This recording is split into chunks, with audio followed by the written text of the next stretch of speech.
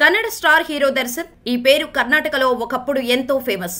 ఇతర రాష్ట్రాల్లో ఈయన గురించి అంతగా తెలియకపోయినా శాండిల్వుడ్ ఇండస్ట్రీలో ఈయనే తోపు.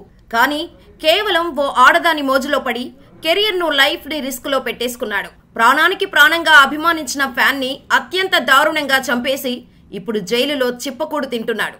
దీంతో దర్శన్ పేరు కర్ణాటకతో పాటు దేశం మొత్తం ఫేమస్ అయింది. డి బాస్, ఛాలెంజింగ్ స్టార్ అంటూ దర్శన్ ని దేవుడిలా కొలుస్తారు కర్ణాటక ప్రజలు. ఓ రకంగా చెప్పుకోవాలంటే దర్శన్ కి ఉన్న ఫ్యాన్ ఫాలోయింగ్ మరో హీరోకి లేదు.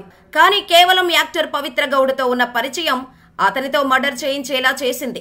అందుకే ఇప్పుడు జైలు జీవితం అనుభవిస్తున్నాడు. పవిత్రకు అసభ్యకరంగా మెసేజ్లు పెడుతున్నాడన్న కోపంతో రేణుకా స్వామిని హత్య చేశాడు దర్శన్.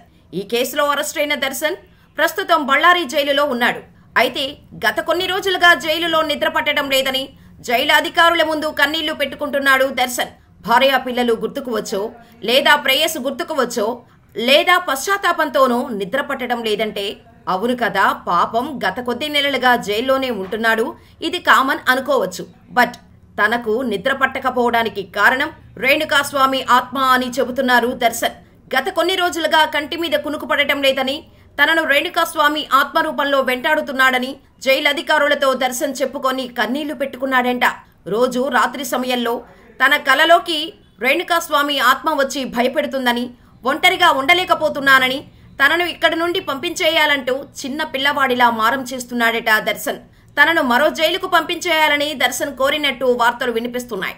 అంతేకాదు అర్ధరాత్రి సమయంలో నిద్రలో దర్శన్ పెద్దగా కేకలు వేస్తున్నట్టు తోటి ఖైదీలు ఫిర్యాదు చేస్తున్నారట. ఇక తనకు ఈ జైలులో భయం వేస్తుందని, తిరిగి బెంగళూరు జైలుకు పంపించాలని దర్శన్ అధికారులను బతిమలాడుతున్నాడంట. అయితే దీనిపై అధికారులు ఎలాంటి ప్రకటన చేయలేదు. ప్రస్తుతం బళ్ళారి జైలులో ఉంటున్న దర్శన్ బెయిల్ కోసం ఆయన భార్య విజయలక్ష్మి చాలా ట్రై చేస్తోంది. కానీ బెయిల్ మాత్రం రావటం లేదు. రీసెంట్ గానే బెయిల్ కోసం కోర్టులు వాదనలు వినిపించారు. దర్శన్ తరపు న్యాయవాది దీంతో ఈసారి ఎలాగైనా బెయిల్ వస్తుందని అందరూ అనుకున్నారు. పక్కా నమ్మకంతో బాణాసంచా కాల్చడానికి కూడా రెడీ చేసుకున్నారు. కానీ దర్శన్కు మాత్రం బెయిల్ దక్కలేదు. కేసు విచారణ దాదాపు కొలిక్కి వచ్చింది. కాబట్టి సుప్రీంకోర్టు పాత ఆదేశాలను అనుసరించి దర్శన్కు బెయిల్ ఇవ్వాలని లాయర్ వాదించారు. అంతేకాకుండా దర్శన్కు వ్యతిరేకంగా సృష్టించిన సాక్ష్యాలన్నీ కల్పితమన్నారు. అయితే దీనిపై స్పందించడానికి స్పెషల్ పబ్లిక్ ప్రాసిక్యూటర్ టైం కోరటంతో దర్శన్కు బెయిల్ దొరకలేదు. ఇక రేణుకా స్వామి హత్య కేసులో 17 మందిని అరెస్ట్ చేయగా ఇప్పటికే A15, A16, A17 కు బెయిల్ వచ్చింది. దర్శన్ A2గా ఉన్నాడు. దర్శన్ కి కూడా బెయిల్ వస్తే A1 గా ఉన్న పవిత్ర గౌడకు కూడా బెయిల్ వచ్చే అవకాశాలు ఉన్నాయి. కాగా బళ్ళారి జైల్లో ఉన్న దర్శన్ తీవ్రమైన వెన్నునొప్పితో బాధపడుతున్నాడు. జైలులో ట్రీట్మెంట్ చేయించుకోవడానికి దర్శన్ ఒప్పుకోవటం లేదు. తనను వెంటనే బెంగళూరుకు షిఫ్ట్ చేయాలని దర్శన్ రిక్వెస్ట్ చేస్తున్నాడు. అయితే దర్శన్కు వెన్నెముక సర్జరీ చేయాలని డాక్టర్స్ ఇప్పటికే చెప్పారు.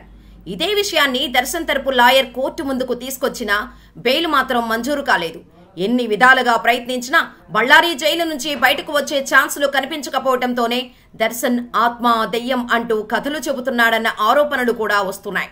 బళ్ళారి జైలులో తీవ్ర ఇబ్బందులు ఎదుర్కొంటున్నాను అంటూ దర్శన్ మొదటి నుంచి చెబుతూ వచ్చాడు. ఇప్పుడు రేణుకా స్వామి ఆత్మ వేధిస్తోందని చెప్పడం ద్వారా జైలు మారే ప్రయత్నం చేస్తున్నాడేమో అనే అనుమానాలు వ్యక్తమవుతున్నాయి. ఇంతకు ముందు ఉన్న జైల్లో అన్ని వసతులు కల్పించారు.